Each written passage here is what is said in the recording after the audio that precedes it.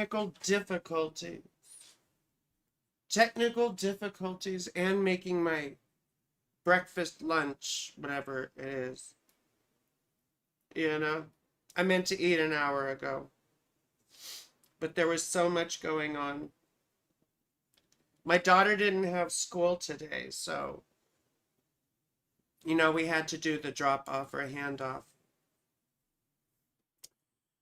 Okay. Gotta let people know I'm here. Oh, my eyes are watering. My eyes are really watering.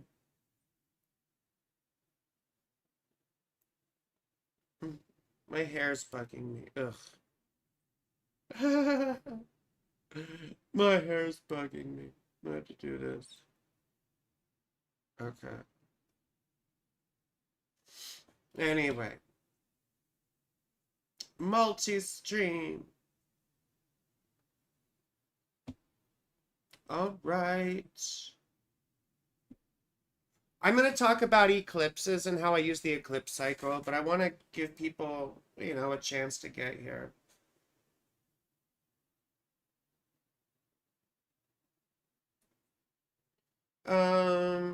Just letting people know. God, my eyes are watering. Jeez.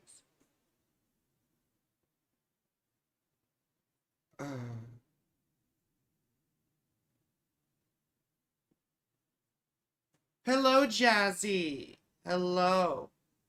Hello, IL, my sweetheart. Hello, hello, hello. I guess I gotta turn this back that way. I see I have everything configured for my more grown-up streams, you know what I mean? So, let's see. Pink hand waving. Oh, my eyes. Anyway, I'm sorry I was a little bit late, you know. Afternoon, everybody. See here where I'm at in sunny Colorado. Well, it's not that sunny right now. It's still the morning technically. Still the morning. We'll get to your charts, but I want to talk a bit about eclipses and how I use the eclipse cycle in my own practice. And this will be useful information for everyone, you know, because what it does is it helps sort of situate us in time and space, you see. And so eclipses are a big deal. They are. And they're part of a greater cycle, you see. And I have a particular way that I approach the eclipse cycle, and that the way I use it in readings too is very idiosyncratic and particular to my practice. So I want to tell everyone a little bit about that. I need to take a sip of my fizzy water. Oh, I've got a hole in my lip. Now I got water dripping out my craw. So anyway, the reason why this is so important is because the eclipse cycle, to me, represents a greater cycle, right? Which has to do with the emergence of a new sort of state of being or consciousness as we go through all this thing. Now, that's not necessarily guaranteed, like, oh, you're just going to hit a new, you're just going to level up automatically, right? Stuff doesn't work like that. There's a lot of stuff we don't have control of, but the most important part is the sliver that we do. And those are the choices we make, right? Like karma, the word karma refers to action. So regardless of what we get shoved into by fate and by life, we still have an obligation, if we so choose to recognize it, to develop as conscious beings, right? To develop compassion, to learn to approximate altruism, right? Because we never really get there, do we? And we can sort of see our opportunities and the phases of our lives within this greater cycle. And this cycle is about 18.6 years. And what is that cycle? That's referred to as the nodal cycle or the draconic cycle. You probably hear this draconic stuff all the time. But what does that really refer to? It refers to the lunar nodes, which are one of the most important points in astrology because of what they represent and what they are astronomically. And what are they astronomically? They're the place where the moon's orbit intersects the Earth's, right? Why is that important? Because they are the points where sun, moon, and Earth align, which is what makes an eclipse, right? To have that alignment. So for example, a full moon that's close enough to the lunar nodes will be a lunar eclipse, right? Because the Earth eclipses the moon, passes between the sun and the moon. Meanwhile, a new moon, that is within a close enough proximity to the lunar nodes, right? About 15 degrees or so, right? Then you get a solar eclipse because the moon passes between the Earth and the sun, right? And you may know that eclipses represent supercharged new beginnings and supercharged endings. And you can look at where the eclipses are going on in your chart, what houses, in order to discern where you are in this greater cycle and to see how these things intersect. You see, this is a timing technique. And astrology really is very much about time. Yes? It has to do with the cycles of time. How we experience time. Yes? It's sort of like a linear progression to our senses because of how we sort of register successive moments. Like, oh, here's the next thing and the next thing and the next thing. Right? And that's quite important. So we situate ourselves in time and space, right? And what you'll notice, let me go to the fun chart right here. What you'll notice, ooh, it's Jazzy Dreamer's chart up. That's awesome. Wow, everyone left. I guess people don't like eclipses. No one likes eclipses. Well, I'll finish up this talk really quick and I'll talk about what this means in your charts, okay? But what happens during this eclipse cycle is that the nodes, the lunar nodes, and you can see right here, we've got, here, let's go to the chart for today. Let's do a chart for today. We'll do a chart for today. So y'all can see this. Y'all ready for this? No one remembers that shit. No one remembers that fucking song, do they? Oh!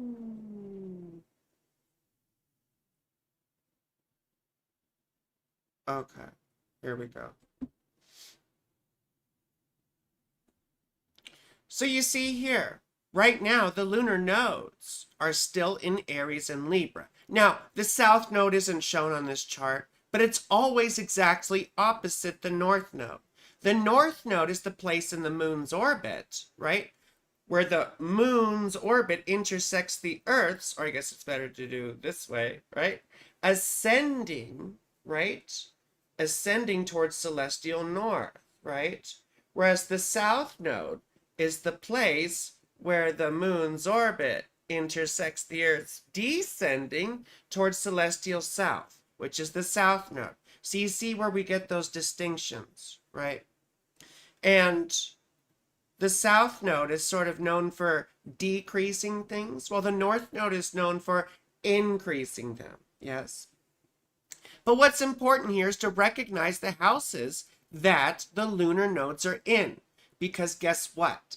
That tells you where you are in the greater eclipse cycle, right? So if we were to take this chart as someone's birth chart, we would be like, oh, look, you're having these eclipses oscillate between your 5th and 11th houses, right? Now, the lunar nodes are about to change signs again in January, which will represent the beginning of a new phase in your life. Now, we do have one more solar eclipse in Aries, March 29th of next year, which will mark the end, right? The total end to this phase, right?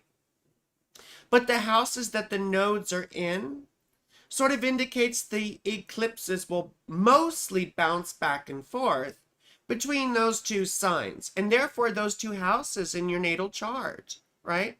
So if we were Sagittarius rising here, they would be, or would have been, bouncing back and forth between the 5th house of fun and the 11th house of hopes and friends. But the nodes would be moving where? Into this person's 10th and 4th house. And you see, that's one of the climaxing moments along this cycle. So let's talk about what I mean about this cycle, right? This eclipse cycle, or rather the nodal cycle, the draconic cycle, is 18.6 years. And that means it takes about 18.6 years for the nodes to return to the same place in the zodiac, you see. So this cycle is quite long in many respects. It's longer than, Jupiter's synodic cycle, but not quite like Saturn. So you see, it's sort of like this intermediate thing. And to me, it represents a conscious emergence, right? If we learn how to cooperate with it, it represents how we emerge into a new experience and state of being of our own. It's growing into more of who we are, right? And I always tell people, be yourself. Just remember, there's always more of yourself to be. Yes. So first, the phase begins with the 1st and 7th house phase, right? Let's move to an Aries rising person. So if you're an Aries or Libra rising right now, you are in the 1st and 7th house phase because this is where the cycle begins, right? Therefore, the eclipses would mostly be going between the 1st and 7th house, which means you, right? The establishment of your identity at this point. It's sort of like starting over, right? And I sort of liken these eclipse phases to moon phases, right? Which is sort of apt because, this cycle is determined by the moon, right? It's one reason why this is so important. So anyway, we start with the 1st and 7th house phase, which has to do with you, your identity, your experience of yourself, and your health, and the relationship between that and other people. That is, your relationships, right? Because how we relate to ourselves affects how we relate to other people and vice versa, right? People treat you like you let them treat you. In this phase, we often have an existential crisis. We'll have big breakups, meet significant new partners. And these things sort of change how we feel ourselves, don't they? Oftentimes, if we do have a big breakup, it's like, what's wrong with me? Oh my God, right? Or when we meet someone new, oftentimes we meet someone new because something in ourselves has made us more receptive to that, right? So this is a very important phase because it's the beginning. It's like the new moon, right? And then we move to the 12th and 6th house phase, right? Which I sort of liken to a first quarter moon, right? Where we face resistance. Yes, in becoming, we face resistance in terms of assimilating and integrating the stuff that we learned and we garnered in the previous cycle. And each of these cycles lasts about a year and a half. Yeah, more or less. So in the 12th and 6th house phase, I call it the cocoon phase. Yes. It's not a time of action. It's more of a time of reflection, right? Or, like I said, less reflection and more of learning to integrate these things. It's a place of mostly non-action where we face our mental health challenges, often that come out of an existential crisis, as well as our physical health challenges, right? So it indicates a need to conserve our energy. Now, it's a 1.5-year phase, so you still have stuff to do in the midst of all that, making money and working and everything else, right? But it represents cultivating and maturing these new lessons or traumas or experiences, often they are traumatic, and integrating those into our daily life and our experience of ourselves. And then the phase after that is what I call the light of day phase. Now, it's not always enjoyable for everyone because eclipses, as Chris Brennan, the famous astrologer, says, can bring the best and worst events of our lives, right? But this phase mostly is like the butterfly phase, where we emerge out of our cocoon, where we learn to find pleasure in things again. Sometimes people have children or get pregnant. We get friends and supporters. We reconnect with people again, you see. We become more optimistic, oftentimes coming out of the cynical phase of the 12th and the 6th houses, right? So, like I said, this doesn't, pardon.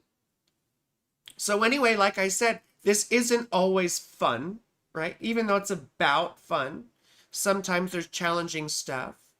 But once again, this is about action, about doing things, about looking forward to the next phase, which I call the manifestation phase, and related to more of a full moon, when things come to fruition and maturity and all that sort of thing. That's the 10th and 4th house phase, you see. And it's the second most climaxing phase, or rather the most important phase, right?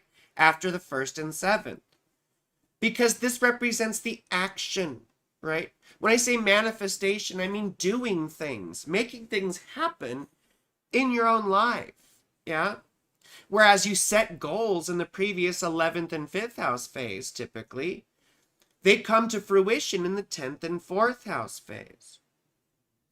Oftentimes we have a we drastically alter our life direction, yeah? Sometimes we make a big, significant move.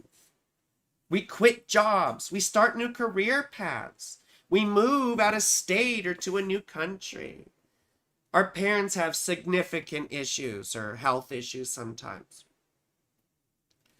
But in the end, this is the second most important phase. So, right, if you're in this phase, meaning that you are,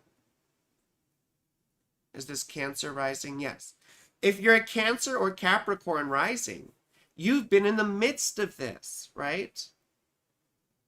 You've been in the midst of this. Now, just to go back really quickly, right? If you're a Gemini rising, you've been in the 11th and 5th house, right?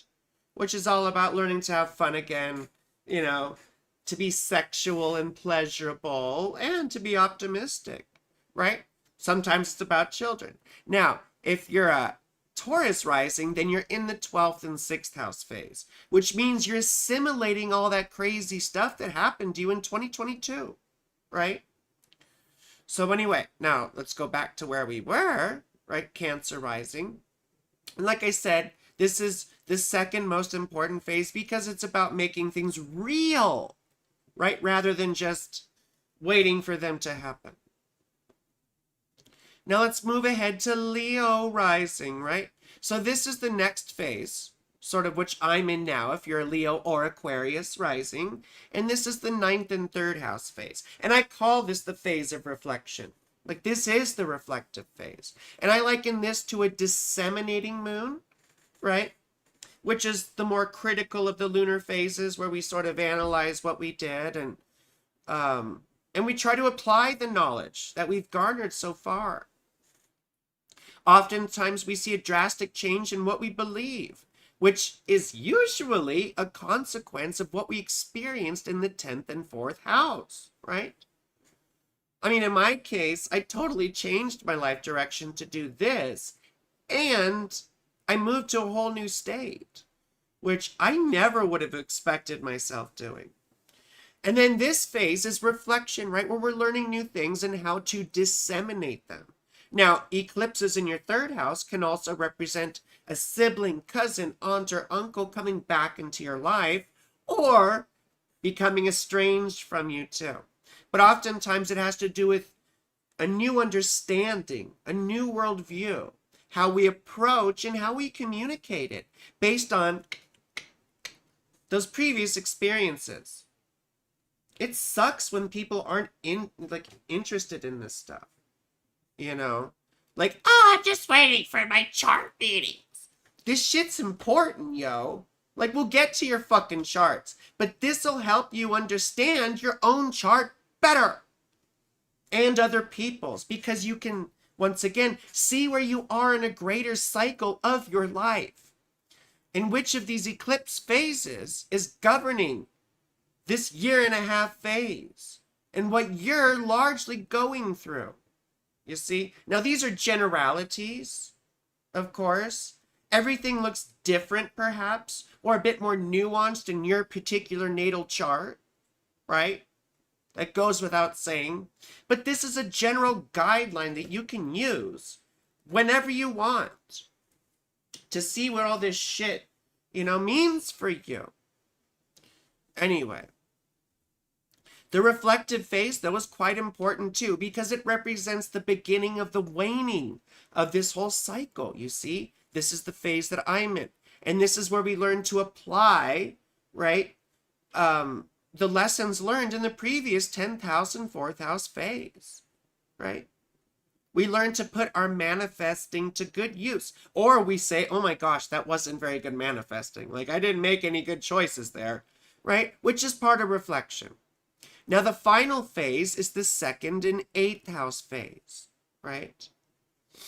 And I call this, right, death and payment. Yes. It's where we figure out what we owe, yeah, to the first bank of karma. We figure out what, this is about loss oftentimes, and about gain. What were the rewards and consequences of all the previous phases? This is the phase that us Aquarius risings, right, and Leo risings are going into. But if you're on the Virgo Pisces axis, right, Virgo or Pisces rising, this is where you are. It's about letting go of what you thought you gained or earned in those previous phases throughout the whole cycle, right? We're learning to look ahead to the beginning, once again, of this new cycle, you see? And that's also the death component to it, too. Now, I liken this to a balsamic moon, and I also call it the reaping what you sow, right? It's different than the 10th and 4th house phase because the 10th and the 4th is about action. And this is not about action. This is about internal inventory, taking stock of what you have left, right?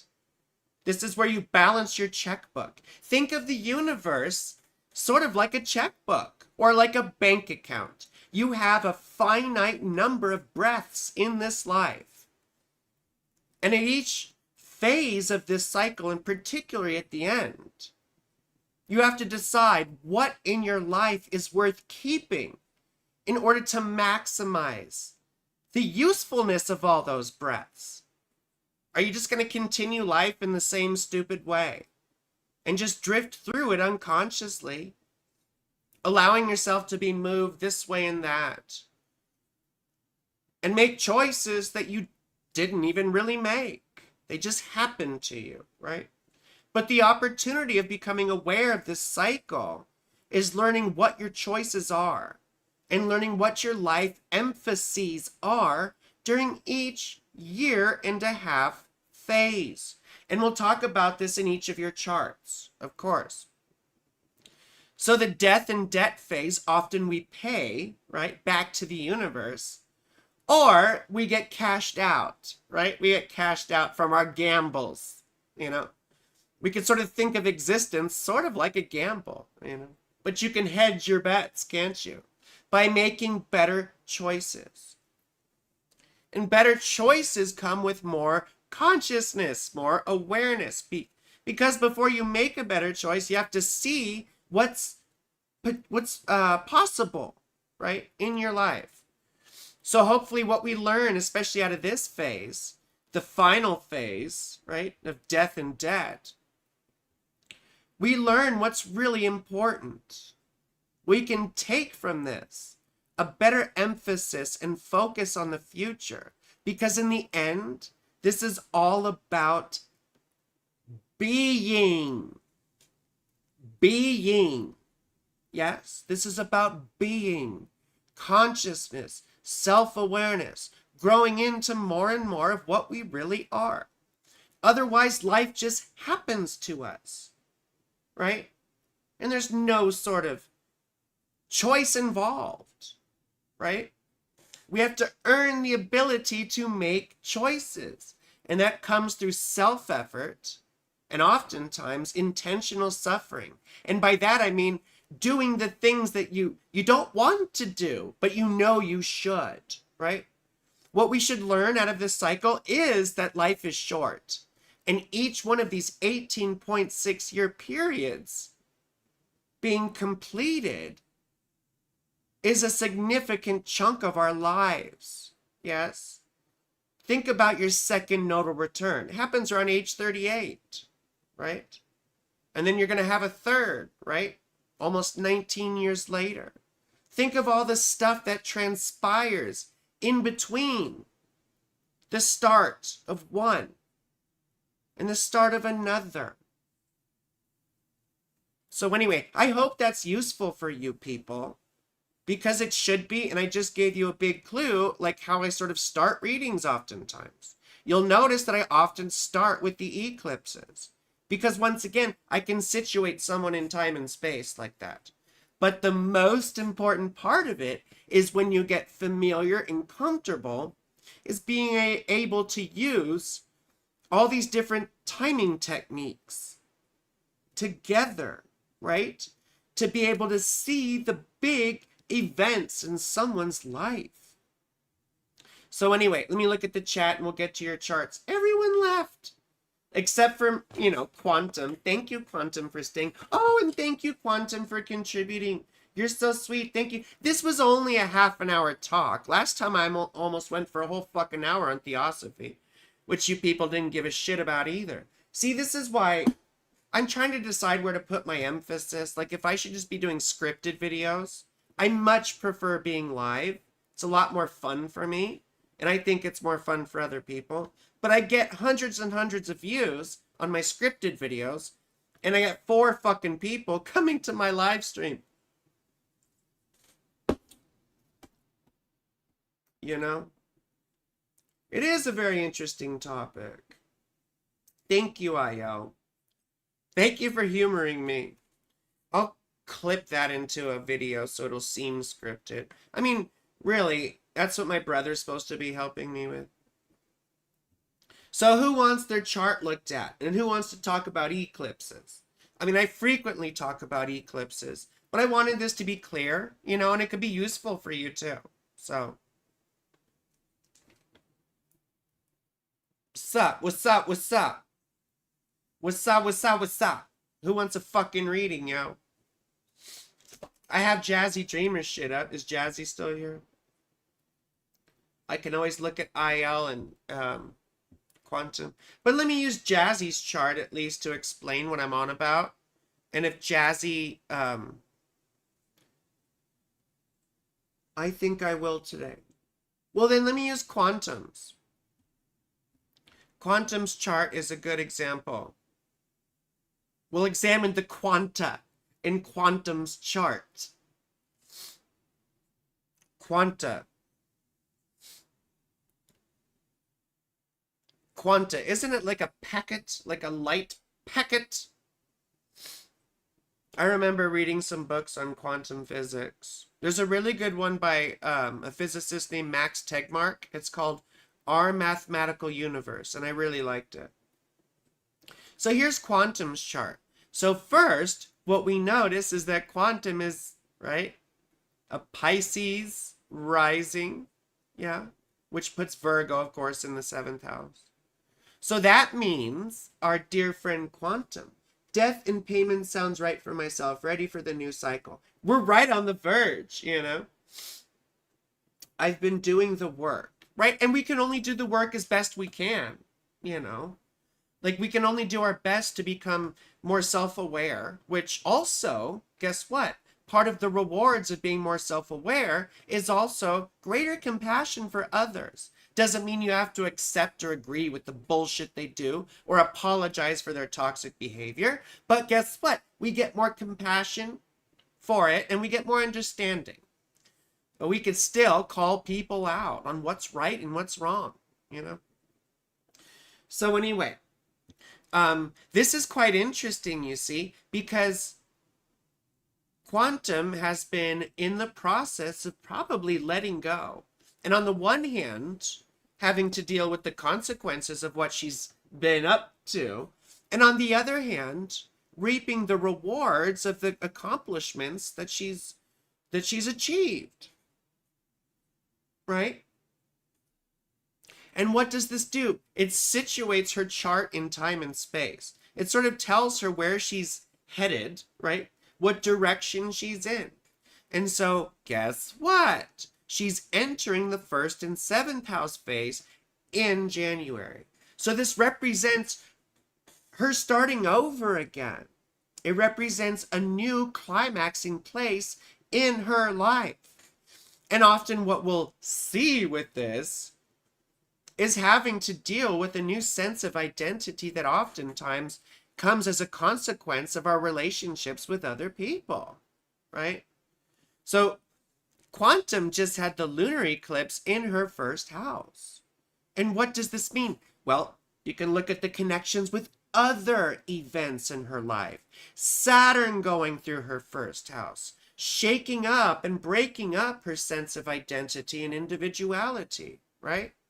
Which can be sort of depressing. But the lunar eclipse is sort of giving you a bit of a prelude, a little bit of hope.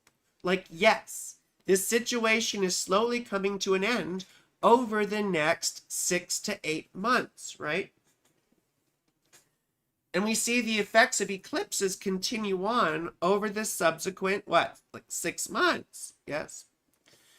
Now we can also see that next year, she's going to have a solar eclipse in her 7th house, which indicates that the end of 2025 and the beginning of 2026 are probably a fertile time to meet a new partner or to let an old relationship go that's not serving her anymore, you see? I mean, I'm talking about her in 3rd person right now. Quantum. Talking about you. Yeah. So you see how this sort of situates us in time and space? And guess what? Her natal Saturn is in the 7th house. Yeah? So this is something, and she's retrograde, isn't she? Yeah? So that means the Saturnian stuff tends to happen later in life. So this may be when relationships start to. Now you're I can't remember if you're with someone or if you're betrothed, if you're married or if you're partnered. I don't remember. But you see, you can you're sort of in your Saturn opposition, right? And this represents having to reconcile the conflicts between these two houses. Our Saturn oppositions are, I mean, some of the shittiest points of our lives. Saturn opposition. We have Saturn oppositions around age 14, right? And age 14 sucks for everyone. It's like an emotional roller coaster, right? You know, it's an emotional roller coaster. So now, let me do the math. What is it? 14. Of course, you know, you have your Saturn 14 plus what? 28, I guess. So 42, like 42, 43. You're at another Saturn opposition, right? And then on top of that, you also typically have your Uranus opposition, which is called the midlife crisis. You see? So you see how all these things sort of intersect in your life? You're going to be going through this midlife crisis, or you are really going through this midlife crisis thing while your identity's being deconstructed and you're reconsidering how you approach relationships because of all these existential changes. So you see how this eclipse cycle stuff can intersect with big transits in your life, right? You see that? Do you see? Do you see? Right? Like, remember Red Dragon? Do you see? Do you see? Now look at this shit too, right? You got Jupiter going through your 4th house, which is really, it gives us a certain amount of comfort and harmony in our private life. Sometimes we get generational wealth. You know, you can look at, see right now Jupiter's sort of being depressed because he's retrograde until February. And Jupiter rules your 1st house. And Jupiter rules your 10th house. So once again, there is a sense, right, of still being sort of wrapped up in letting these things go. And so you'll notice perhaps maybe a decline in confidence or sort of anxiety that's taking over or sort of been a legacy thing, and will probably continue to be until next spring, you know. But of course, you'll notice things get better in February when Saturn goes direct. You know, you will. So, please, whoever else wants a reading, just say so in the chat. Like, we've only got 3 fucking people here, so, you know. I don't know. These lives never do very well. Maybe I just got to go back to scripted videos. Maybe I just got to go back to scripted videos, because those tend to do better than this. I just love being live. I enjoy this so much more, you know? When I do my adult live streams, I'll have like at least, well, 30 people or something. Just better than 3. So, anyway. So you see how these things intersect, right? Your 1st and 10th house will be sort of depressed until after February. So it'll feel like you're not making any movement and perhaps like, you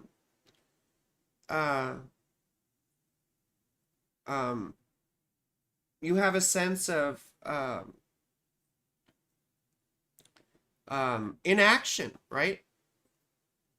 Not making any progress or movement, which is sort of false because, you know, plants continue to grow under the soil, don't they? So, you know, that's the part about the lunar cycle and all this moon stuff, is it's sort of under the surface much of the time. Anyway, thank you, though. I'm truly appreciative. Yeah, I hope so. I mean, who else? God, my eyes are watering. Who else wants a fucking reading?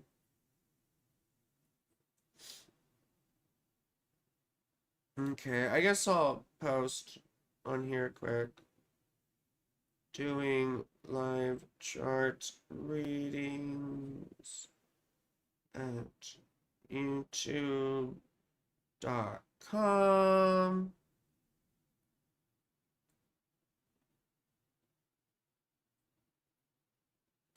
At Saturn Girl.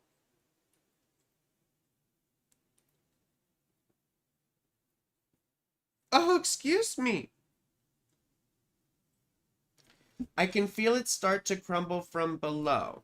That makes so much sense. Yeah, but you see, this is one of the most important phases of your life. This is really important. You know, you're starting back over again.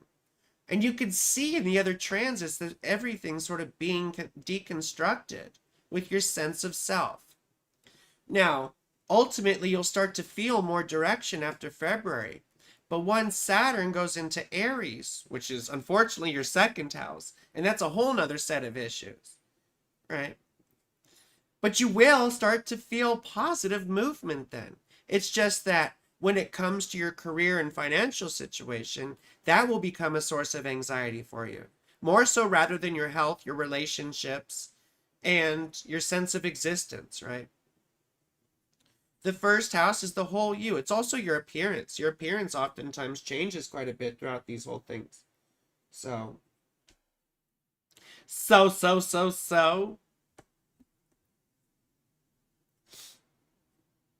Does anyone else want a reading? We can look at IL. If IL's still here. I'm just, I'm sort of disappointed. I'm sort of disappointed. I've been doing more adult live streams, and it's like, I get so much love on there. It's like, fuck. I really got to do more scripted videos. I haven't been doing them because I've been trying to do 3 live streams a week. I'm still trying to figure out how to manage my time properly with all this nonsense. So, not that any of you give a shit about that, Not that you should, rather. It's just, I'm complaining. I like to complain. I'm a whiner. I'm a whiner. I'm a whiner. Now we have an Aquarius rising like me, IL, which means the nodes have been in your 3rd and 9th house like me. Maybe it's because it's Friday and people are running around on their lunch break. Yeah, I hope so. I hope so. I'm trying not to take it personally. It's just like, sometimes I'll get like 1,500 views on a video. I mean, the ones I do well on. And then I'll look at this and I'll have like 50 views on a live stream or something. And this isn't just like for fun for me. Like, I am trying to make money with this because I haven't been getting a shitload of readings lately. I've been getting like steady. Oh, speaking of which, I'm gonna have to send a Zoom invite to a new client. But let's talk about IL's chart first, right? Because IL is in the same phase that I'm in. The eclipse phase of reflection. The reflection phase, right? I'm not talking about mirrors, although I love looking in mirrors. Mirror, mirror on the wall. Who's the most filthy, sexy Saturn girl of all? Right? Saturn girl! Hi, Amber. Hi, sweetheart. So anyway, for IL, 9th and 3rd house phase. So you see, we've been going through a complete reorientation of what we believe, our beliefs, our sense of communication, perhaps what we're learning. We've been devouring new material, right? We've been looking for new worldviews and new ways of understanding. I know for me, I'm in the midst of sort of a spiritual reorientation, even though I've been sort of anti-spiritual for the past 3 years or so. I reconnected with a friend of mine who, who's very sort of scientific and empirical like me, but also has this sort of deep Piscean mystical sense, right? So I've been going through that and sort of reconciling, on the one hand, my anger about spirituality and feeling sort of duped and everything, and reconciling that with also my need for meaning, right? And these things aren't mutually exclusive. Yes. So perhaps we've been learning that. And I've been having like old beliefs sort of like really shattered and tossed aside. I was walking this tightrope for a while, especially being a Freemason, because some of the stuff I'm just like, ugh. And I still love Freemasonry, don't get me wrong, I love it. But just some of the stuff I'm just like, like, This is like me gagging myself, not doing a violent gesture, you know. Now, what also happened to me during this phase when I had the Aries eclipse is I had a cousin pop back into my life, right? That was sort of a big deal. Was that last year? 2023? You know? And then dealings with my brother, all these things, right? Third house is, excuse me, siblings and extended family. But it's also communication and education. We oftentimes try and teach ourselves new things, learn new things, start a little educational program or whatever, right? It's the reflection phase. Now, what's quite interesting about this too is we are entering the 8th and 2nd house phase, right? Of letting go, right? The consequences, the payouts, right? Or the pay ups, right? All accounts are settled in the 8th and 2nd houses, right? And time settles all accounts, doesn't it? So, and you've probably been bleeding money. Like our big thing has been our financial situation, right? Because the lunar eclipse was there. Saturn has been there, right? Jupiter rules our 2nd house and is depressed right now, being retrograde and in a sign he doesn't like. So once again, our financial situation is going to be our primary source of anxiety, and it's going to suck, especially until after February. But even after February, between February and say June, right? It's still going to feel like a slog. It's going to feel tedious. It's going to feel difficult. It's going to feel a little bit like swimming upstream. But we start to see the rewards of all this stuff happen as Saturn passes into Aries and our 3rd house, which once again sucks in lots of different ways. And I'm so close with my brother. I just hope it's not anything like bad about him, you know, because I love him very much, even though he needs to help me more. So, but you see here how all this eclipse shit intersects with the other stuff in your life, right? Especially this eclipse phase was very important and very intimately connected with Saturn being in Pisces and Jupiter being retrograde, right? Now, Saturn is retrograde too and goes direct in November, right? Mid-November. And that's when we get back to work, right? I'm out of focus. That's when we get back to work. But we're not going to get our first paycheck until late May, early June, right? And then we see stuff start to get better. But then what? We have this big solar eclipse next September in our 8th house. Now, what's significant about that? Well, once again, it could be a gift, offer, right? Payout from an investment, positively, right? But negatively, it could represent having to pay out, right?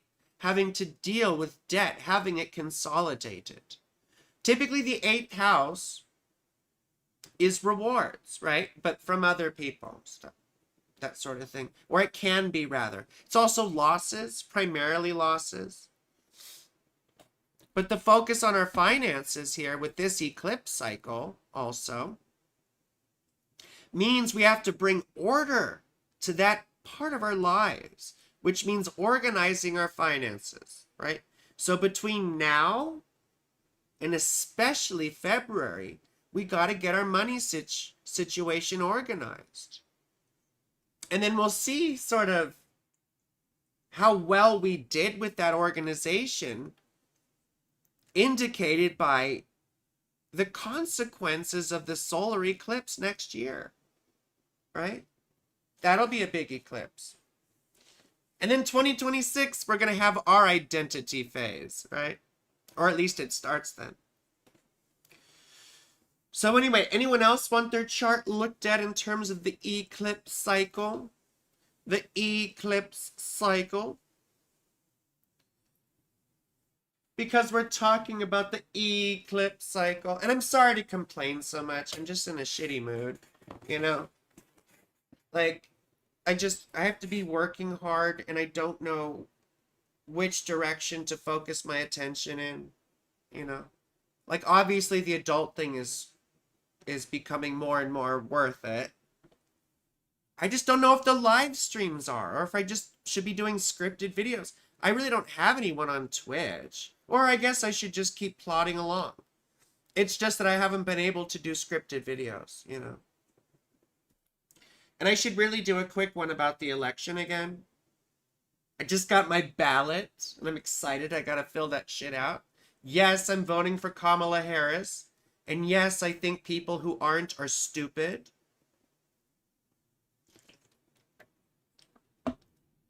Because the political priority of anyone who isn't a fascist should be defeating fascism. And voting third party is just stupid. All it does is embolden, you know, the right wing. Jill Stein. I mean, honestly, Jill Stein is sort of a grifter to me anyway. I supported her in 2016. But no, I think everyone should be voting for Kamala. And if we look at Kamala's astrology, which I think we sort of did one day, there's a lot of interesting stuff in her chart that seems very, very good for her winning. You know? Her zodiacal releasing, her progressions, transits. What eclipse phase is she in? What eclipse phase is Kamala in? Kamala. Now, there's lots of issues with Kamala. I have no illusions about her. She's a cop. She hasn't come out, you know, against the genocide in Gaza. I don't know if I could say that word. I mean, this is a live stream, so. And this will go members only after. So anyway. So you'll see the nodes are where? In her 5th and 11th houses. But she just had that lunar eclipse in her 10th house, right? Of prominence. So something is being brought to a close about her life direction having been stifled and stunted, right? This indicates that she needs to repair her image, or she needs to, what's wrong with eyeshadow? Or she needs to put herself out there, rather. Like, people need to, she needs to be visible, right? She hasn't been visible this whole time. Now, she's also in, I believe, a 10th house. How old is she? She's 59. Oh, she's about to turn 60. She's about to turn 60, which is a first house perfection year. You see, that's a big deal too. A first house perfection year. And for her, it's ruled by Mercury, right? Her birthday's the 21st, right? Or the 20th. That's Monday. My girlfriend's birthday is the 21st. She's a Libra too. She's a Libra too. God, my eyes are watering. But you see, this is bringing a close to a period in her life where she wasn't visible and she wasn't getting recognition. Now, Saturn is still going through her 10th house, which makes this all very difficult, and it can feel like we don't get opportunities, right? Meanwhile, Donald Trump has Saturn in his 8th house, right? And that's what he's closing out. That has to do with criminal activity too, right? Criminal activity and losses, remember? So he has some good stuff also. Kamala's North Node is in Gemini, just like Trump's is actually too. Trump's is at 20 degrees of Gemini.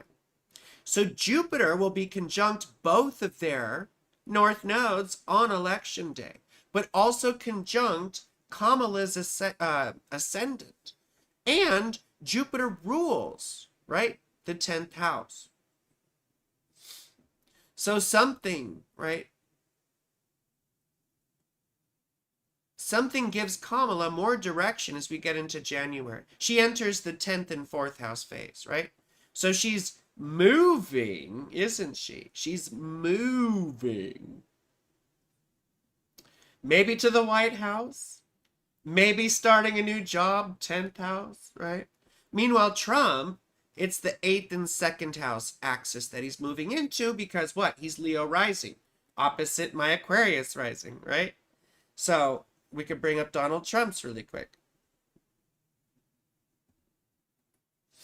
So whereas Trump, right, has Saturn going through the 8th house, has the nodes moving into the 8th and 2nd house phase, right? He was just in the 9th and 3rd house phase, which is all about ideology and communicating it. And what he's been doing for the past year and a half is just spitting bullshit, right?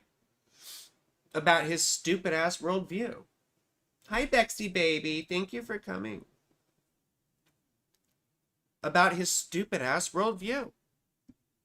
And something is being closed out in terms of debt and letting go, and also criminal activity, because criminal activity is in the 8th house, right? Now, what I was talking about is Jupiter will be conjunct his sun and his north node on election day, which is sort of auspicious for him in a way. But Jupiter being depressed here right now is about losing support, losing supporters, right? Also, we see the 5th house will be depressed.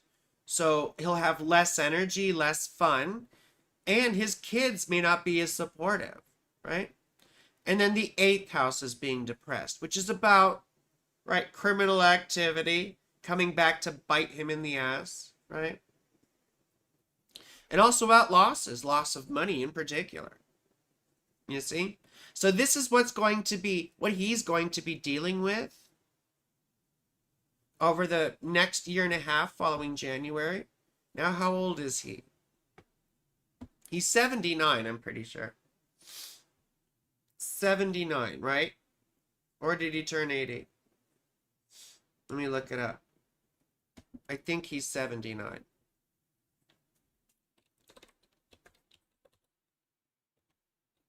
Oh, he's 78.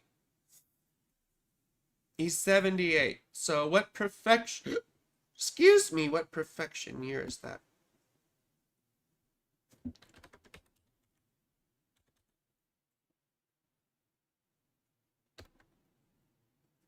Wait, what? What perfection year is 1978? I need to print this chart out. I use Kelly Surtees's chart just because I really like her. I like Kelly.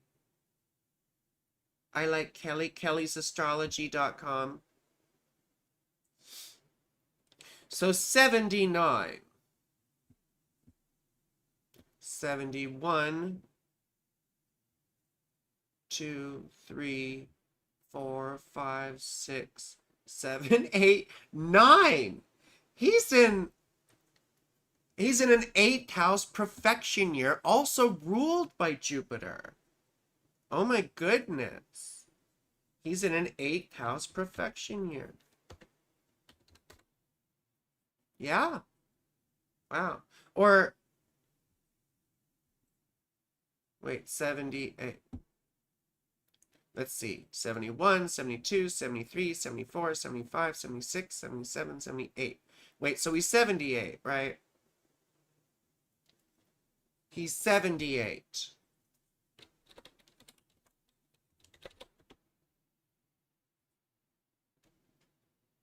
Excuse me.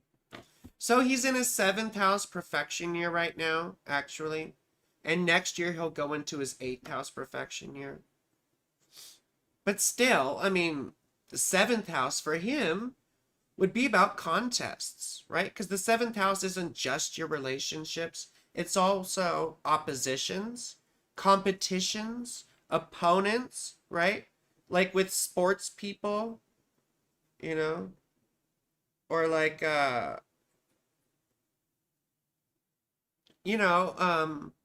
someone you're playing in a game or competing against in a contest, like a presidential election. So that's pretty interesting. But still, a seventh house year would be more about relationships. And being that his seventh house is Aquarius, ruled by Saturn, who is going through his eighth house, it doesn't look good for his relationships. And look how strained his relationship with Melania has become. Like, remember the video when he was like going in for a kiss with her after a rally? Or maybe that was at the Republican National Convention. But he goes in for a kiss and she's like, or, you know. Anyway, it's sort of funny because obviously they don't have a relationship anymore.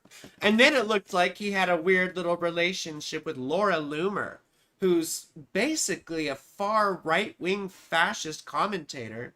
She's 31 years old. She says very nasty, disgusting things. And he's 78, having this, what looks like a romantic relationship with a 31-year-old, you know? So, what is that? Like 47 years? That's pretty fucking wild, ain't it? So anyway, I just think all that stuff is pretty wild here with the election. And then if you go on top of that and look at their zodiacal releasing stuff, that really is quite important because Kamala is in a peak period, a zodiacal releasing peak period.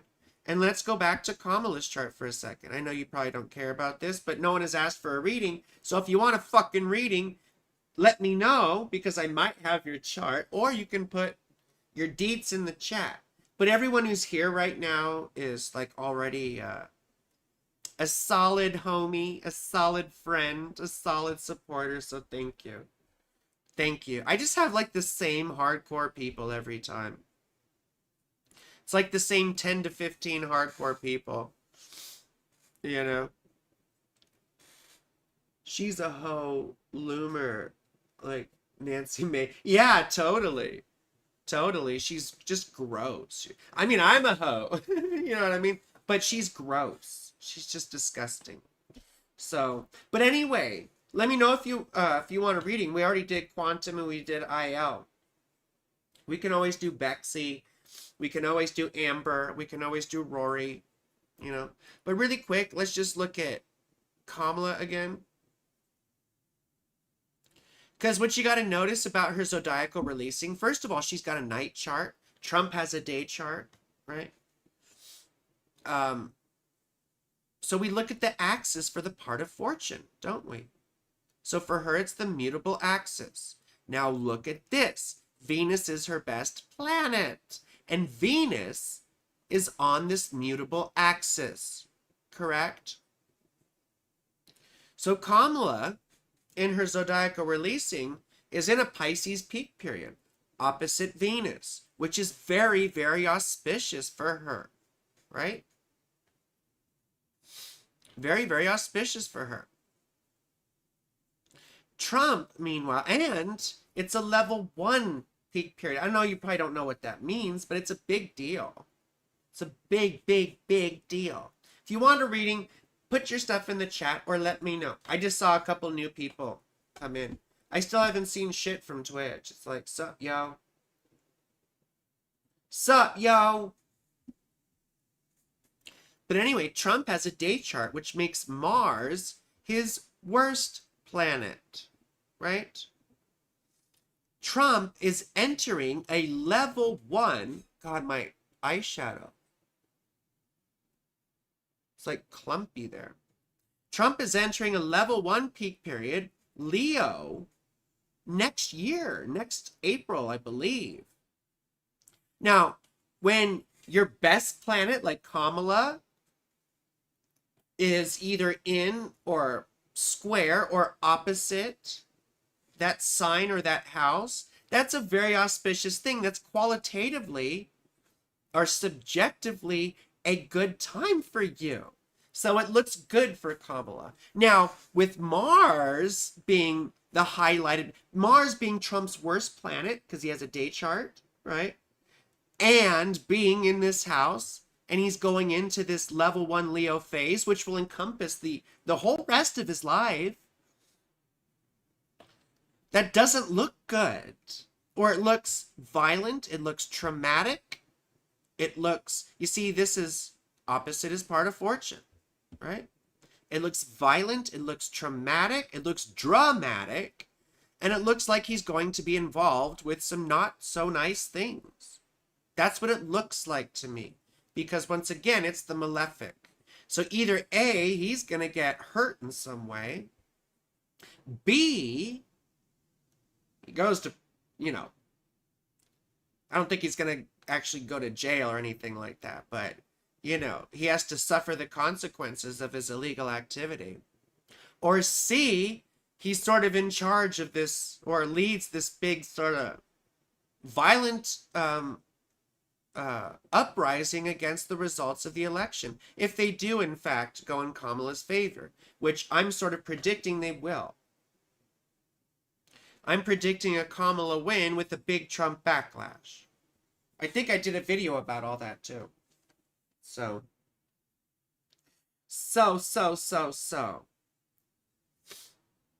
I could look at Rory's chart, but Rory's a Pisces rising, so I already know, you know. Rory's going through the same stuff as quantum function. You know? Rory's doing the same sort of song and dance as quantum function, which is wild because I don't know like how this has been going for you. I know you've had some health issues. I don't know if you've been having the existential crisis so much. Perhaps you have. However,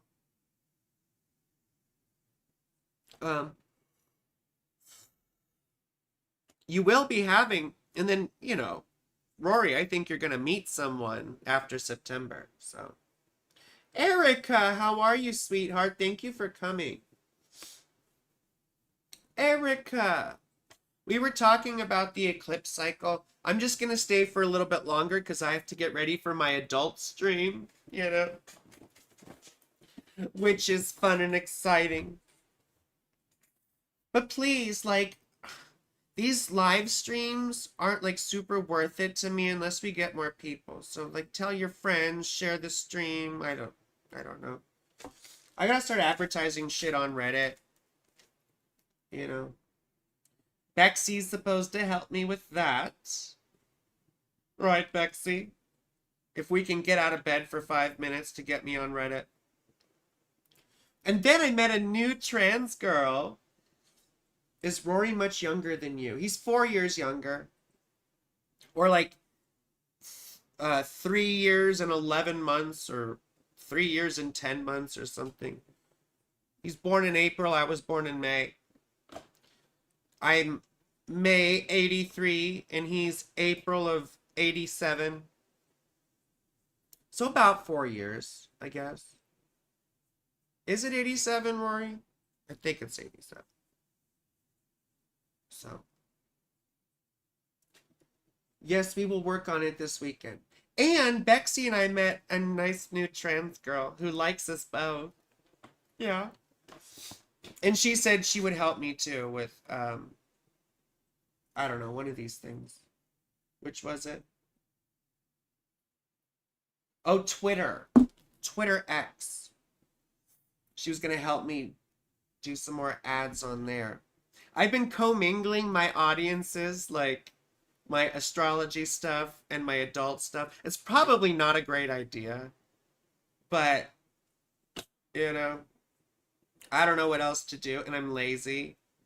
So, I mean, according to my own chart, this shit may pay off by next year, my birthday next year. All credit goes to you for that one. I know. I'm such a slut. I actually met another girl too. A cis girl. But we'll see. Like, you know, I don't hold my breath. I don't typically hold my breath.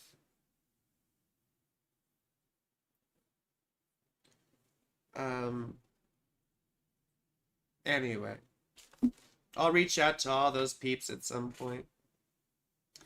Erica, if you want a reading, I can look at your stuff. I was just looking at election things because I'm predicting a Kamala win. I'm predicting a Kamala win, but I'm also predicting a lot of bullshit and perhaps violence from the right wing, perhaps even violence on election day because of that Mars-Pluto opposition that will be going on, you see? That's some fucked up shit. So, yeah, I don't expect any of that to be great, but I do expect her to win the election. I also expect some pretty heavy legal battles. Right? I expect some pretty heavy legal battles. Now, I mean, you can kind of see that with Trump stuff, with the 9th and the 3rd house thing. The other thing with the 7th house is, I mean, you could see legal battles in the 9th house because it's the law, but you also see legal battles in the 7th because it's oppositions, you see. So you can see legal battles in the 7th in terms of like a competition or opposition. And that's why I say, you know, Saturn Saturn representing the 7th house going through his 8th house is like losing legal battles, isn't it? Losing legal battles. I was supposed to see a couple today, but they haven't answered back. And I have so much to do. I don't need to see a couple. Because Bexy's coming later too. And we have this really cute new trans woman. So I'm supposed to see her on Tuesday, but I don't know. I told her maybe we could see her before then if we both want to see her.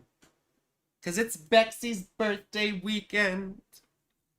Bexy, it's your birthday. Happy birthday, Bexy. Bexy, it's your birthday.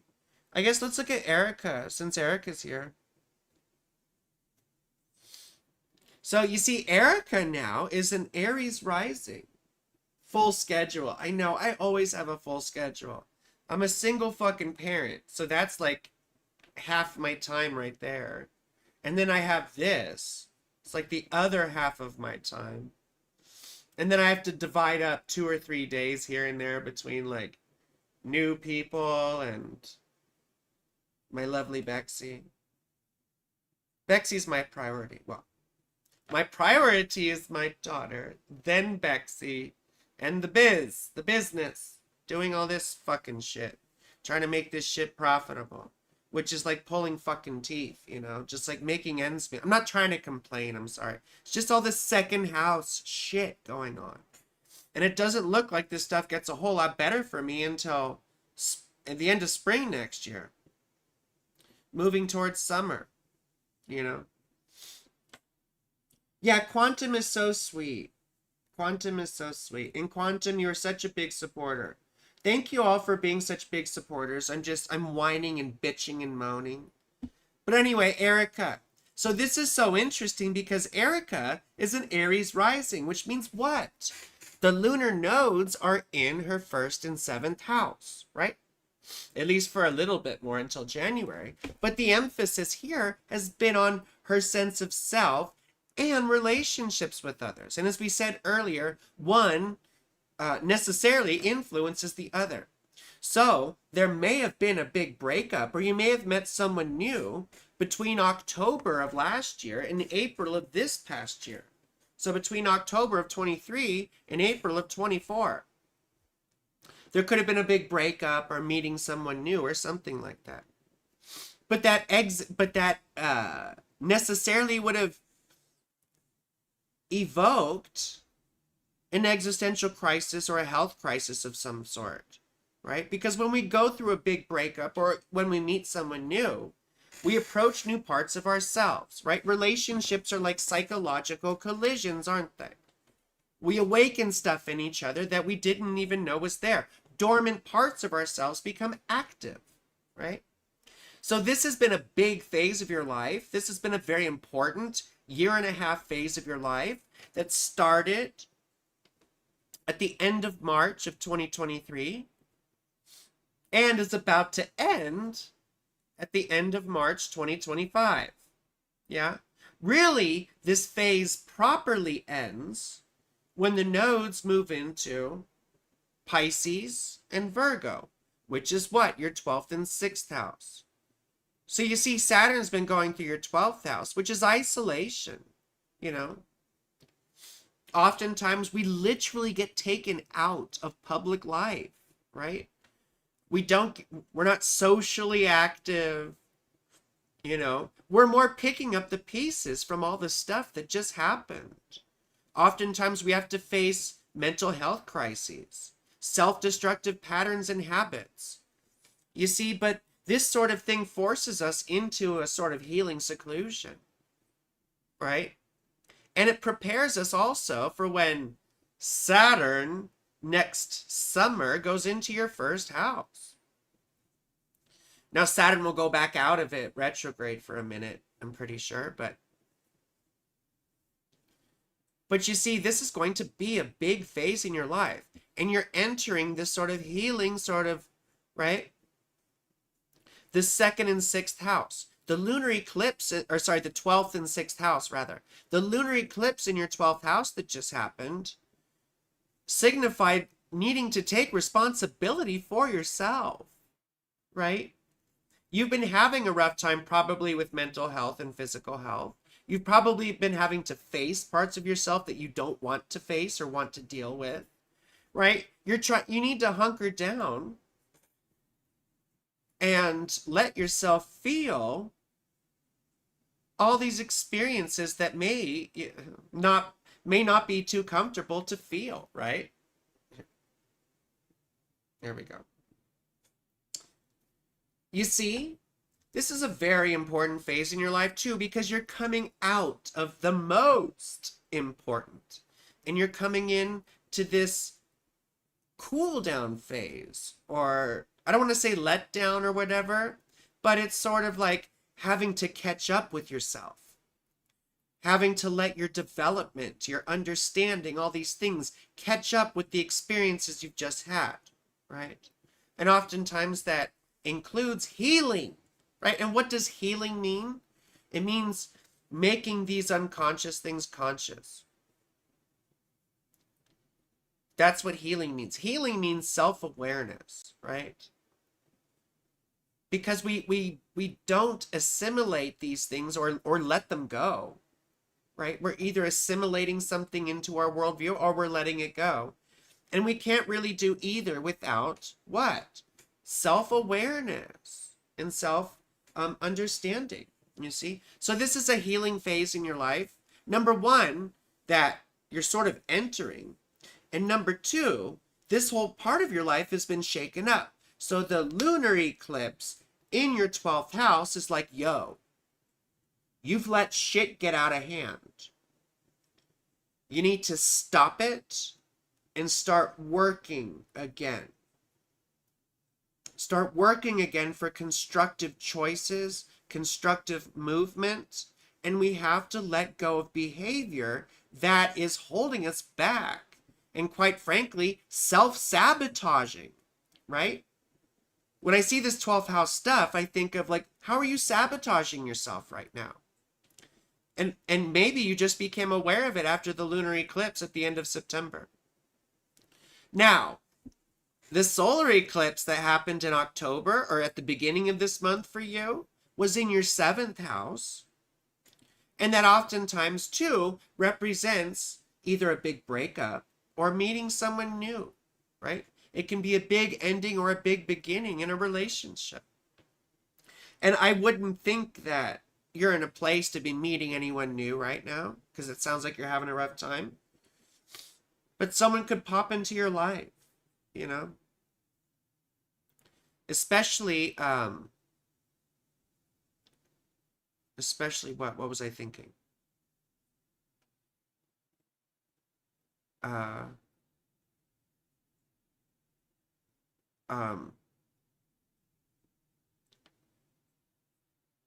I was thinking of Venus, and Venus is entering or just entered Sagittarius, which is your 9th house.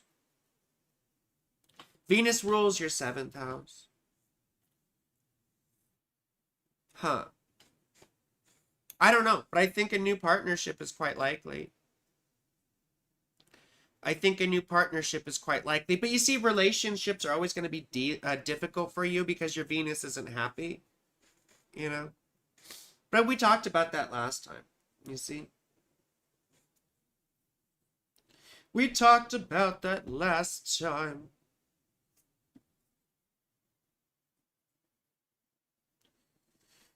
Oh my gosh, what a fucking day. I've got so much to do. So much to do. Does anyone else want their chart looked at? Bexy's a Gemini rising. I'm so good. Thank you, Erica. I wish more people knew that I'm so good. More people need to know that I'm so good, you know? Because I'm so good. See, if more people came to the fucking lives, they'd see, you know? Ugh. Anyway. Before my live stream, I wonder if I should try and cut some of this up into another video. I see what I have to do is I need to cut up the Hermeticism talk into its own video. I should probably cut up the Theosophy talk into its own video. And I should probably cut up this talk into its own video. That would be the easiest thing. Like, so I wouldn't have to film over and over again. But it seems like, you know, the videos from my live stream... Oops, I shouldn't have had that in the shot. It seems like the videos from my live streams that I cut, like, don't do very well. I don't want to end early, but there's no one here. Well, there's 7 people. I guess that's something. If anyone can help me, like, share my shit or whatever, I would be so appreciative. Thank you so much. I would really appreciate it. Oh, this is the other thing, too. Where's my other picture? Where's my other picture? I have to do this. Where's my logos? I gotta start using this one again more.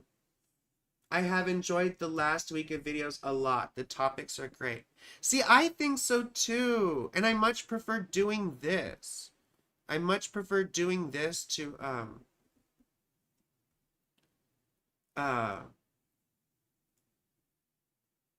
you know, having to edit all the time. I really hate editing.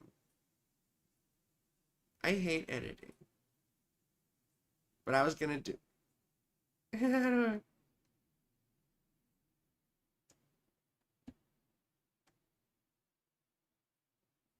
Anyway, I was trying to do this because it's got my socials on there. My socials. Edit. I'm glad you've liked this. Like, I'm really... If anyone wants a fucking reading, please put it in the chat. But Quantum, I'm glad you like this because this is much more what I prefer to do. You know? I prefer to do these... because I spent so much time learning all this shit. And I think it's useful for people. And I think it's enjoyable. I think it's fun. At least I think it's fun. And I wish other people did too. I wish other people did too.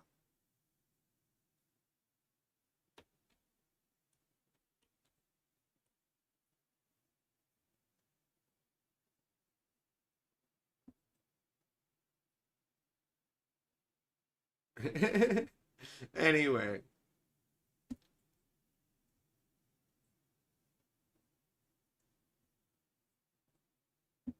What? Why does that look like that? Anyway. Whatever the fuck. I don't need to do this while I'm talking to you all. I'm such a dork. I'm such a dork. Anyway. Who else wants a fucking chat? I mean, chat. A chart reading. Thank you, Bexy, for coming. I love you. I love you, sweetheart. I love you, sweetheart.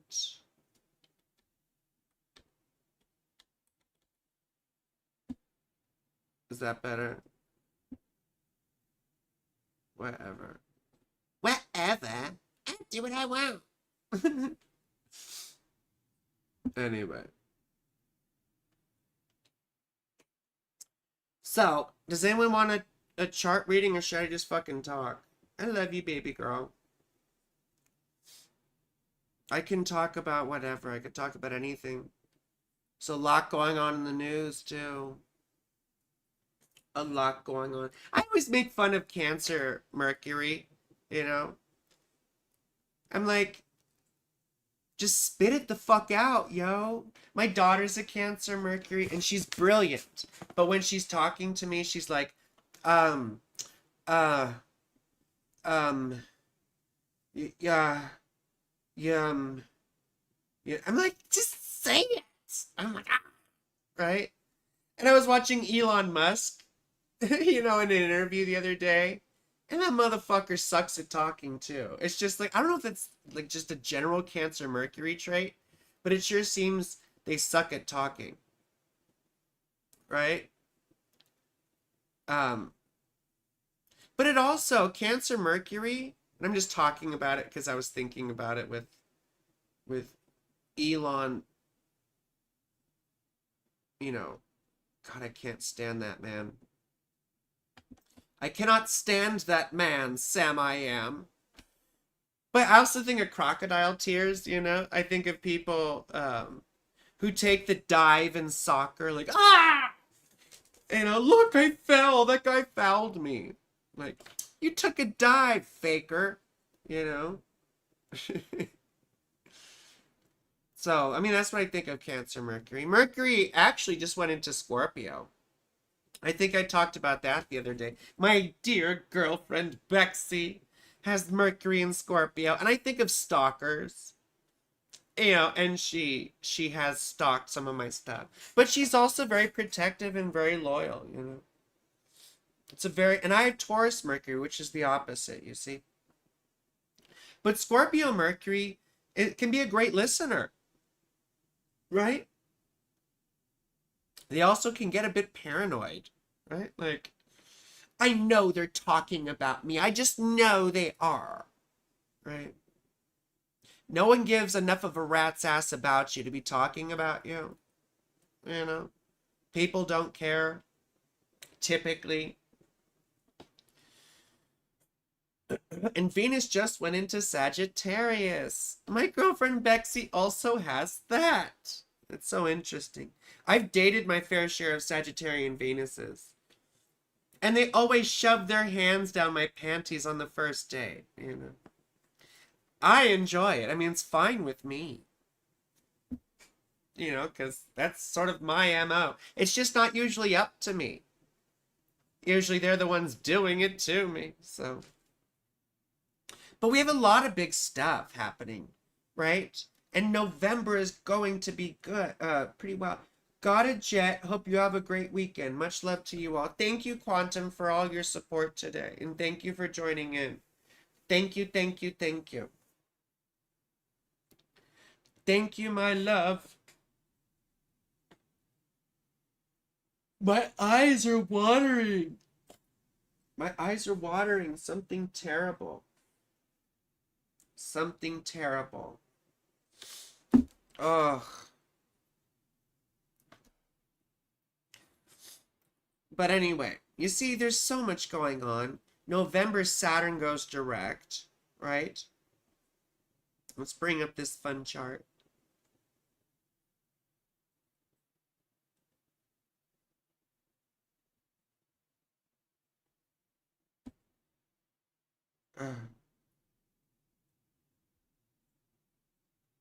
Now look here. Mars is also about to go into Leo. Trump has Leo Mars. Kamala has Leo Mars. And Mars is going into Leo, so it's both of their Mars returns.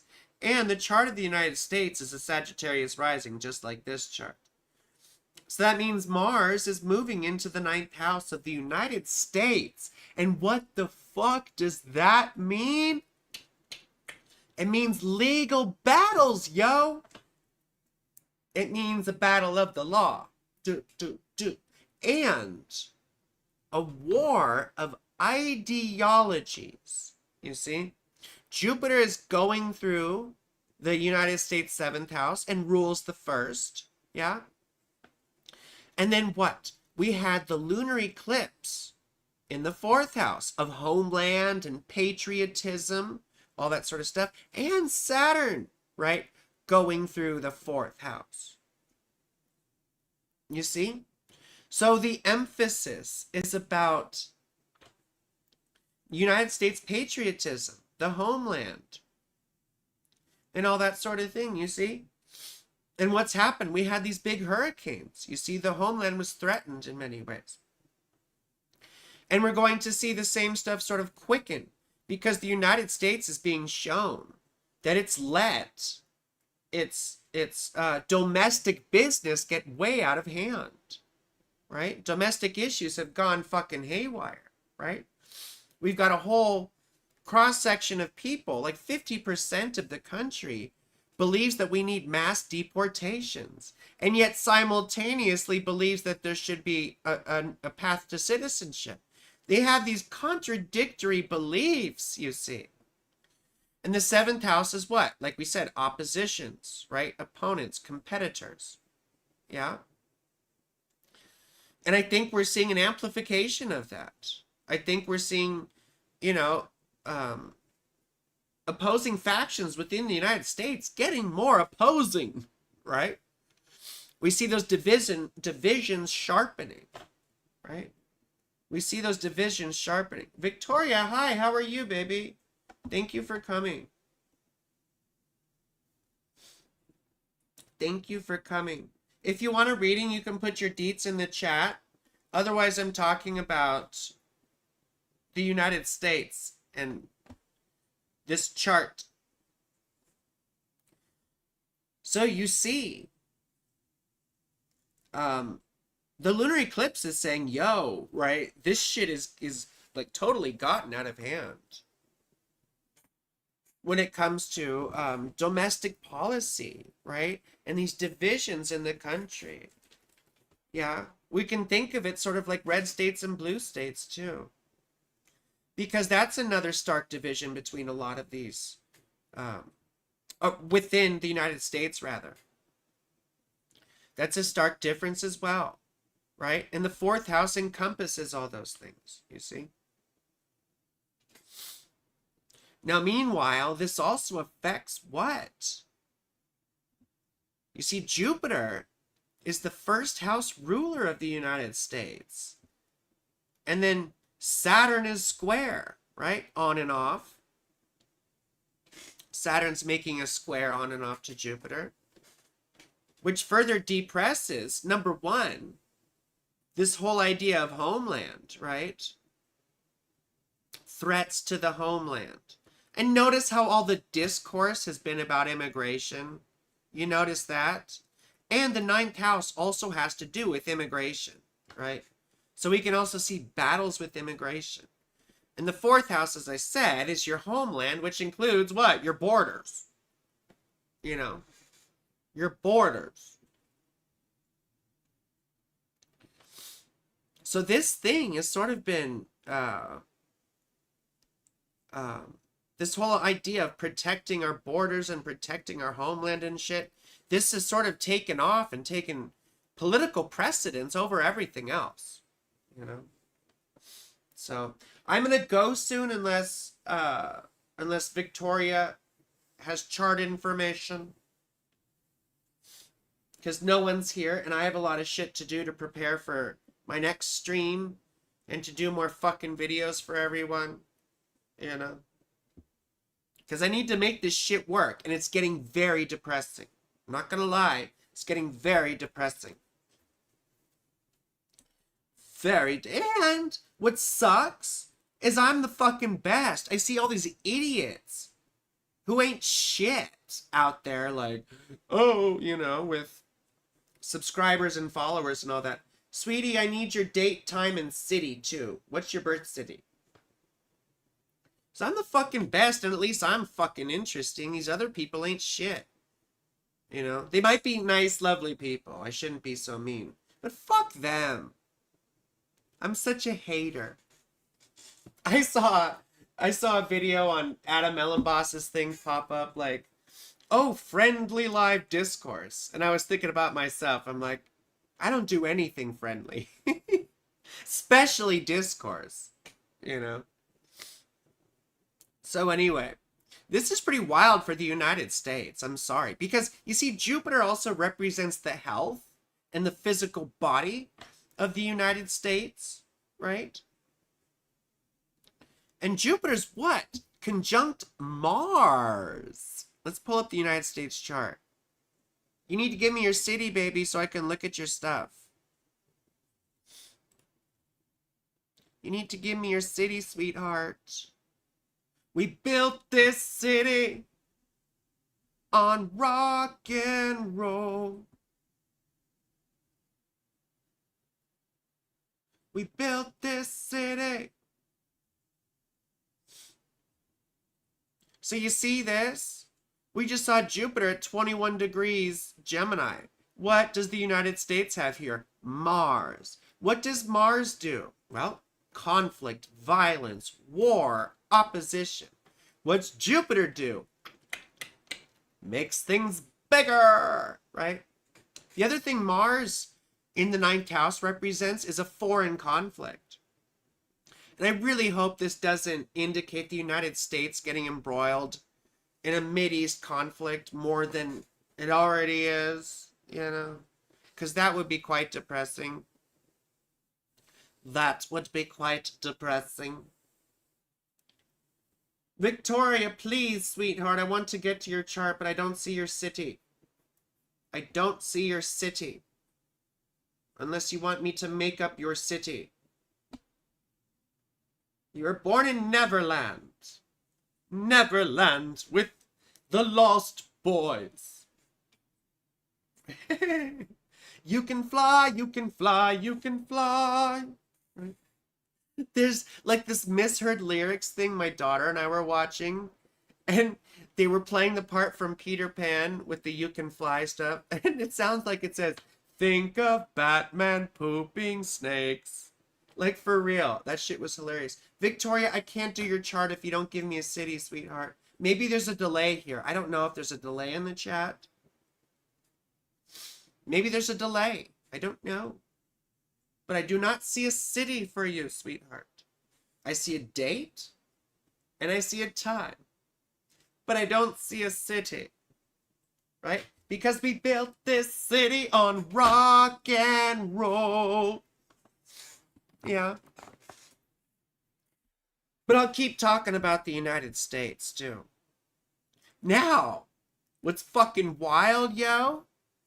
So, anyway, in April. Oh, Peoria, Illinois. And real quick, what I was going to say was what's fucking wild, yo, is that you have this final eclipse here in the 5th house of children. Children. What's that indicate? Something with abortion, right? Something with the abortion issue. Over the next, you're new to doing live chat? No, that's fine. I'm a bitch today because I don't have anyone fucking here. You know? A lot of times I'll have an upwards of like 10 to 15 people, which is still nothing. You know what? I'm trying to like build this fucking channel. And I was complaining because I'll get like 1,000 views on a scripted video I made. And then I'll get 7 motherfucking people here in a live stream. And I'm much better live than I am scripted. You know, I mean, I'm interesting either way. But when I look at live charts with people, we can actually see really important shit. And people can see my skill level, right? When we do these things. And I always get people who are amazed. Like, wow, you were so good. I'm like, I know. Bring your friends. Bring your girlfriends, bring your boyfriends, bring your dog friends and your cat friends. They're eating the dogs. They're eating the cats. They're eating the pets of the people that live there. That was my favorite part. That live there. If he wasn't such a vile man, he'd be cute almost. Like that voice is so cute. That live there. Right? Anyway, so we've got Peoria, Illinois. So this is Victoria. Victoria, I thank you for beating the shit out of me. I see things so clearly now. I choose my destiny. That was Billy Madison. Adam Sandler movie from like the mid 90s. I don't know why I mean, because your name is Victoria. And that was the first thing that came to mind. Peoria, Illinois. Don't be Illinoising, please. Don't be Illinoising. Veronica, I thank you for beating the shit out of me. Let's look at your chart right now. 'Cause then I've got to pee. Oh, Billy, I knew you had it in you. Okay. So we have a Sagittarius rising, just like the United States. Now, if Victoria isn't aware, we do whole sign houses. So even though the ascendant is at 27 degrees of Sagittarius, Sagittarius is still the whole first house. I'm not one of these fucking people that starts the first house at the ascendant degree. It's a whole different thing. For those of you who took my little class on the houses, you feel me. And for those of you who are members, I'm trying to decide whether to go more in depth into the houses or just to go to dignity and planetary condition. So you can let me know what you guys want. Since Ms. Colston, oh, well, Quantum's gone. But you can let me know what you want for my members, you know? So anyway, so for Victoria, God, ooh. For Victoria, Sagittarius rising, yes? And that puts, that means the eclipses since 2023 have been going between the 5th and 11th houses, right? Which is sort of like emerging back into the light of day after having sort of these internal crises that you've been, that you had to deal with. I switched to whole sign. Well, good. I mean, anyone can do whatever they want, but so can I, and I can talk lots of shit, and I can tell you why it's better. But ultimately, like, trampling on other people's beliefs is not my prerogative, right? People believe strongly in it for some reason. I might say it's stupid, but again, why am I out of focus? I hate this camera. So, well, gosh, Victoria, when I see the moon conjunct Neptune like that so close, I worry about drugs and alcohol and all that sort of thing. Now, you may have sort of psychic experiences and psychic dreams and or prophetic dreams and shit like that, you know? But the moon in Capricorn also is not very happy. You see, what happens oftentimes is these are people who are afraid of being vulnerable, and they may want to connect with others, but it's terrifying, right? The moon rules Cancer, which is your 8th house. And your moon is opposite Mercury, which is what? Typically it's anxiety, you know. Typically it's some pretty wild anxiety. It's because our mind and the movements of our mind are at odds with our sense of security, right? So we have these intrusive thoughts, you know. And we keep making up shit in our head to make ourselves more anxious even. I mean, you have Venus on your descendant. That's pretty interesting. So you see, you have to be careful about codependency because you'd really want relationships and you would experience yourself and learn a lot about yourself through relationships. The problem is that you can get probably a bit too attached in them, you know? I call this sort of the simpy simp. Sun in the 7th house is a simp. And so is Venus for that matter. And you have the Sun conjunct Venus, right? Which can be very charming and very attractive. So people might like you. But you either have poor health, or poor self-image, And why do I say that? Because Jupiter rules your first house and is unhappy in Virgo, you see? But Jupiter's also at the top of your chart in your 10th house, you see? So there's something a bit auspicious about that, right? In terms of getting, you just barely have a night chart. So Venus is your most important planet. That's really interesting, and Venus is right in a very powerful place. So Venus is a quite powerful planet for you. And she's your best planet because you have a night chart, you see. But your life motif comes through recognition, right? The house that the ruler of your rising sign is in sort of indicates the direction of your life, right? And the 10th house is all about life direction, right? But it also has to do with career, recognition, right? What you're known for, public life, choices, right? So there's something about your direction in life that takes you into the public sphere, perhaps, or has to do with accomplishment and recognition, right? And your North Node is in the 2nd house of money, right? And livelihood and business. So learning to build up your own little empire, your own sort of self-sustaining income or business or whatever is very, very important in your life, right? Very important in your life. Now, the good stuff of income and business, though, ruled by Saturn, retrograde doesn't happen until later in life, unfortunately. All that stuff happens in your, or starts to happen in your late 30s, early 40s, probably. What else was I thinking? Saturn. Oh, and Saturn in the 3rd house, right? So it has something to do with media, speaking, writing, advertising, communications in some way, typically, or teaching, you know, or something to do with local stuff, you know, I don't know, local farmers markets or local, you see, the 3rd house is also our local community.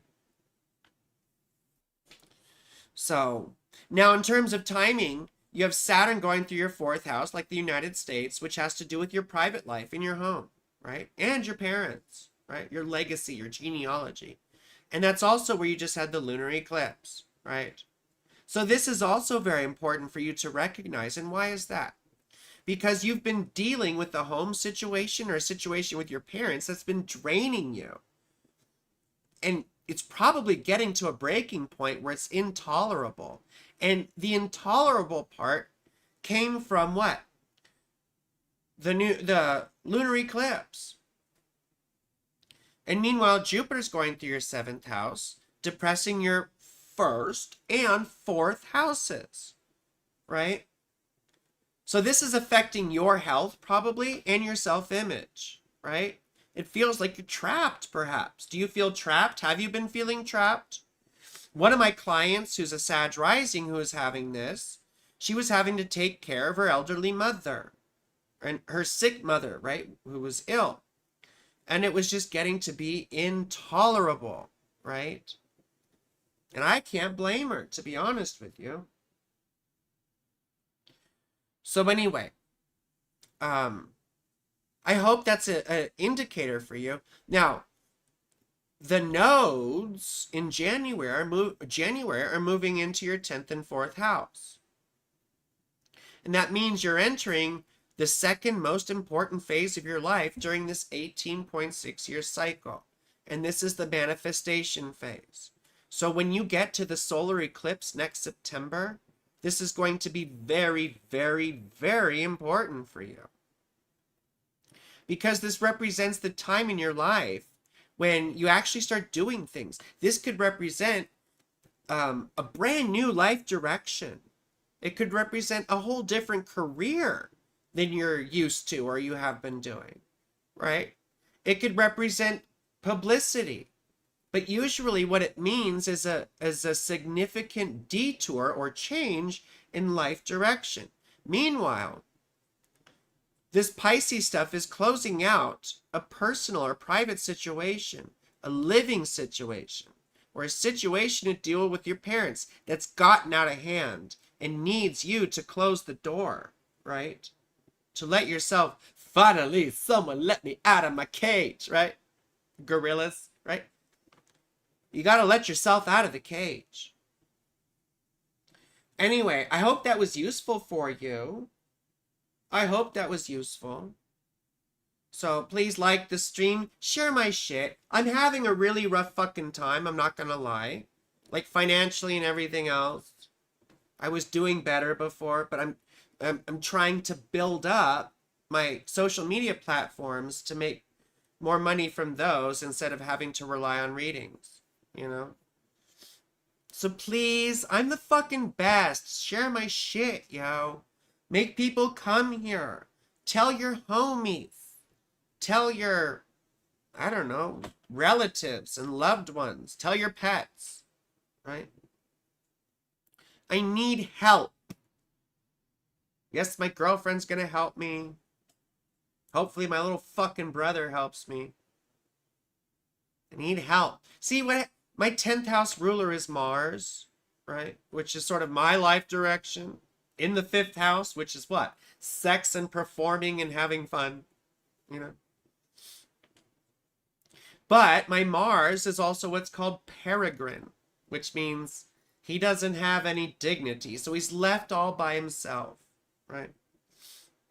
Anyway. I need help. I need help. I need help. But I love you all. I'll try and make some new videos soon. I'm going to try and do my class stream again soon, but I've really been, you know, nose to the grindstone with everything. Can you tell me anything about my 12th house Pluto? Well, not to be a bitch, but the outer planets don't really fucking matter, like, personally in your chart, unless they're aspecting other shit. Like, you could say Pluto in the 12th. Pluto hangs around for, like, you know, 15, 20 years in a house. It's not a personal thing. Now, I mean, you can be like, well, gee, you know, it can represent self-sabotage. It can represent self-sabotage. Pluto is our will and power, right?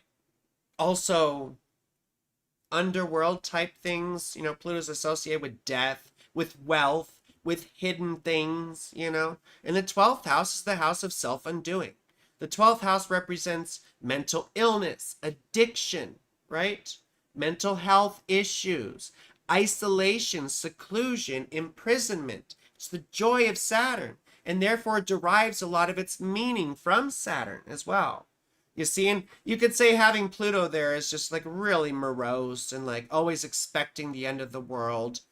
And you can see it as like self-destructive, you know? Yeah, Bexy, I'm going to go in just a second because I'm getting frustrated. Yes, it is Venus Day, though. That's very true. So yeah, I mean, I could say that about your 12th house Pluto. But see, people, especially in modern astrology, they get so fucking worked up about like, oh, tell me about my 2nd house Neptune. You know? Neptune hangs around in a fucking sign for what? It's got a 167-year cycle. What's 167 divided by 12? 167 divided by 12. So almost 14 years. Neptune hangs around in a sign. Now, Pluto has an extreme elliptical orbit, but its orbital period is 248 years. 248 years divided by 12 signs is approximately, you know, 20.6 years. So now, because the elliptical orbit, Pluto will spend more time in some signs than others. But still, right? It's a long time to spend in a sign. Now you could say, well, gee, Saturn girl, you have a 9th house Pluto, and you sort of exercise your will and power through 9th house beliefs and astrology and politics and ideology. Which is true. It's just not... See, what's more important to me and significant to me is Pluto making aspects to things in your chart? Like, does Pluto make any aspects to things? I mean, Pluto, see, I wouldn't even really care about Pluto square Saturn. It just moves way too slow for me to really care about. Saturn's orbital period is 28 years, aspecting 248 years. Now, that is important in the terms of mundane astrology, which is the study of the astrology of countries, of movements, of nations, groups, right? World events. That's where this stuff would become quite important. Because what we see, like Pluto-Saturn conjunctions corresponding with plagues, diseases, outbreaks, epidemics, pandemics, right? So that's quite interesting. That's important. And then notice how I mentioned Neptune conjunct your moon, right? And Uranus conjunct your moon is very significant. Now you could say, oh, well, gee, Uranus in the second house could be like money coming in and coming out, just not being able to hold on to anything. You know, it would be like, easy come, easy go, right? But what's more important to me is Uranus conjunct the moon, which is not being able to fit in, you know, feeling like a pariah, feeling excluded, feeling weird, feeling left out, feeling strange, feeling eccentric. But after a while, you know, that becomes a source of pride, you know, like, yeah, I am weird. Yeah, I am eccentric, you know, and all that sort of thing. I mean,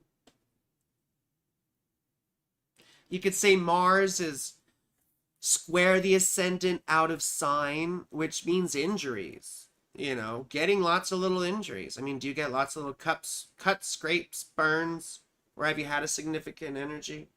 You see that it trines your Mercury and sextiles your moon. Yeah, it sextiles your moon. That's mama trauma. It's the bipolar coaster. It's mental health stuff. It can be a domineering or abusive mother, but it's a sextile. So oftentimes more than the domineering or abusive mother, I see like really weird close relationships with the mother where you sort of tell them everything. Like you talk about sex and drugs and all that taboo kind of stuff. I mean, I see that quite frequently. Yeah, and you know, I'm not here to go like through someone's whole fucking chart because I charge for readings. Like I charge $100 for an hour, and I charge 155 for 90 minutes, and I go way more deeper into this. Like I'm not going to deconstruct your whole chart, which is what I would do typically in a professional reading. You see?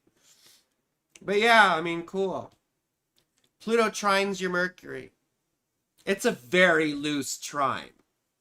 I mean, that's 6 degrees. But still, you could be like, okay, cool. So what's that? It's the breath that blasts. It's a very forceful type mind. You could probably argue even when you know you're wrong, right? But it's also a very probing mind. It can go deep into subjects. Sometimes likes research, likes to find hidden shit. But what sucks, we were talking about Cancer Mercury earlier, they just suck at talking. They suck at communicating, quite frankly. Or quite frequently, I mean. Like, once again, I said my daughter has this, and she's always, like, stumbling over her words. Elon Musk has this, and he sounds like an idiot. I'm not saying that you do. I'm just saying that it can be difficult to communicate, right? They often have very fertile imaginations, and they just have a hard time expressing it. But Mercury in the 8th house, too. You know? You have to watch out for that, because in relationships, you're probably interested in dangerous people or people that wouldn't treat you very well.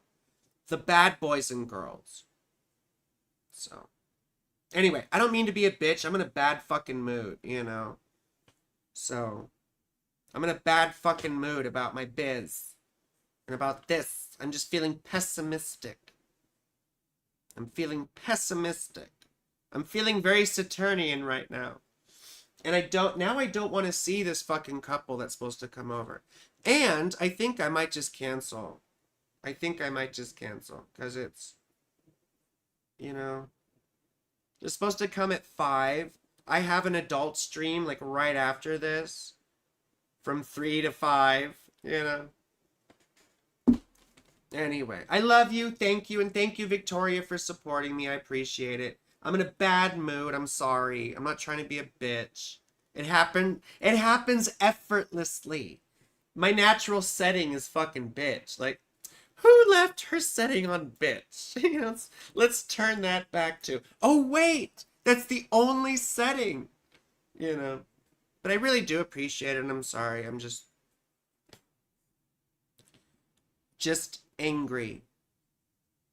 But I'm always angry, I'm always angry. I'm always angry. And then people want to criticize that. I'm like, I hate fucking people. I'm angry. Oh, well, you're not spiritual. Fuck you. You're not spiritual. Fuck you. Fuck that new age shit. As if you putting on a display for other people is spiritually. I'm not talking about anyone in particular. I'm talking about the new age crowd in general that likes to criticize me, for being open and honest about being human, So, because the rest of them get stuck in this whole, like, all this spiritual nonsense they take for granted without any self-investigation, you see. Anyone can believe what they want to believe, but when your beliefs include you denigrating other people or whatever, then it's probably not super constructive. And I say that fully aware that I spend much of my time denigrating other people. So yes, believe me. Believe me, baby. Please like the stream. Subscribe to my channel if you haven't already. I'm just bitching and complaining right now while looking at people's charts. I'm just, Bexy, you're so sweet. You gave me a little virtual hug. I'm fine. I'm just complaining. I don't need, a bunch of sympathy. I just need popularity and followers and all that kind of shit. So I'm trying to build that up. I've been getting 25 followers at least every adult session that I do. And it's only been a week or so, and I built up 500 followers, which is pretty cool, It's taken me a couple years to build up, 2,600 on YouTube? So, I don't know. It seems like scripted videos get way more traffic.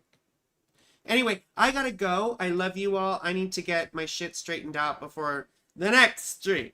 And then editing videos, hopefully.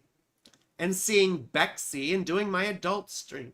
So, love you all. Have a wonderful